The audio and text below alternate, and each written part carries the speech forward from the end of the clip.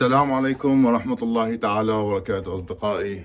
أهلا ومرحبا بكم، تحياتي لكم جميعا، الله يحفظكم. تحياتي لكل الأصدقاء اللي عم بيتابعونا، الأخوة المتابعين، جميع المشاهدين، حياكم الله جميعا، أهلا ومرحبا بكم. اليوم هيك عم نعمل لهم تشميسة للحمام برا، وجبنا الزواج في الشباب من بدايات الحلقات، يعني كانوا يحكوا لي على الزواج وهيك، فحصلنا كم طير هيك زاجل، يعني رح نشوفكم اياه هلا مشان نحضن تحتهم وبنفس الوقت ناخذ منهم فراخ.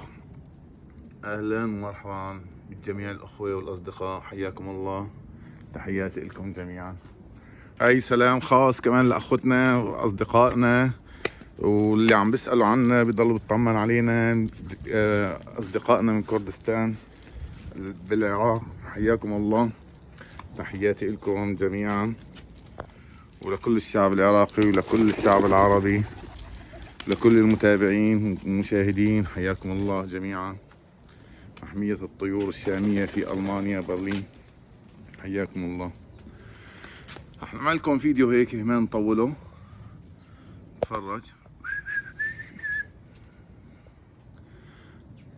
صرنا فترة الإنتاج كان على البياملة والمشامشة والمسودات، يعني ما نجحوا كتير معي، فشلنا كتير منهم، ضل عندي كم جوز منهم.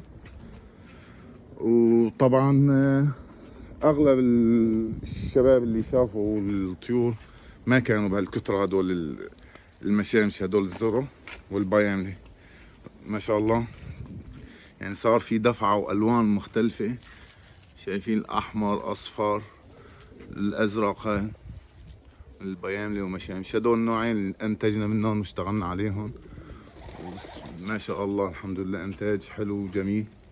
طبعا أكثر من بذرة ضربناهم على بعض طلعنا هيك، وعم نشتغل عليهم حاليا. في هيك فراخ طلع كمان، عجميات وشوكولاتيات هيك، ورواحنا. طبعا طلع انتاج، والانتاج اللي طلع كمان هلا بيضات، وعم بلشوا انتاج كمان، يعني في فراخ هدول عندي فراخ من هون للمحمية وعم بينتجوا فراخ رواحنا. كمان طلع عندي فراخ ولا كمان دخلوا على خط الانتاج.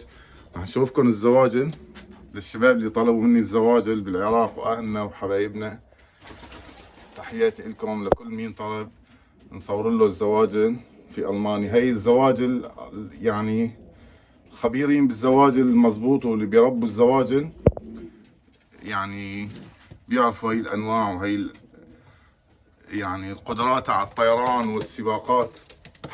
شايفين هدول زوج، طبعا مبلكات، وفي عندي هواية لهم جوا، بس لسه ما بعرف التفاصيل عنهم. في فراخ، عندي فرخين جوا معاهم هواية، شايفين، بسم الله ما شاء الله.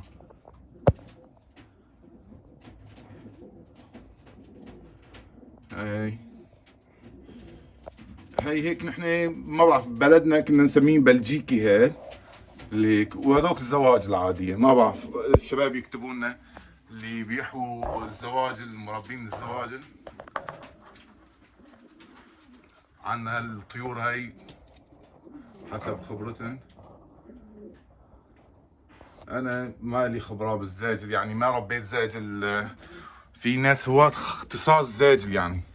هي انا اول مره بجيب زواج، يعني كان عندي زاجله وحده هون، وهي السمان، هاي السمان، جبنا سمان وجبت فقاسه، راح نعمل فيديوهات وان شاء الله.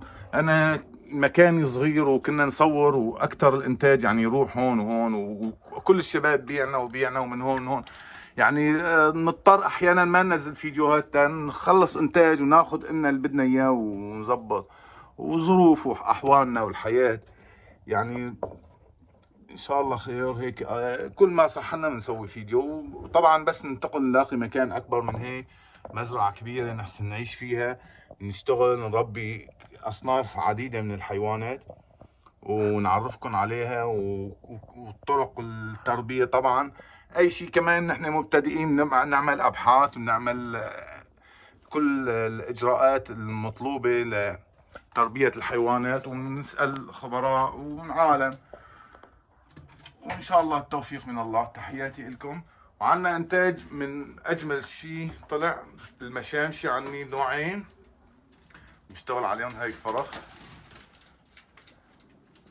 فرخ من عيار ثقيل طبعا، كله ارتفاعات وإن شاء الله هيك الله يعطينا الخير والبركة. وتحياتي لكم جميعا من محمية الطيور الشامية في ألمانيا برلين. ونرحب بكل اللي اشتركوا بالقناة من جديد والكل اللي عم بيتابعونا من جديد، وحياكم الله جميعا. أهلا ومرحبا بكم في محمية الطيور الشامية في ألمانيا برلين. والشباب اللي عم بيطلبوا الأرقام والهيك، والله بعت أرقام وحطيت أرقام، وموجود بالتعليقات رقمي. اللي بده أي شيء استفسار الحكي، أهلا وسهلا ومرحبا بكم. حياكم الله جميعا.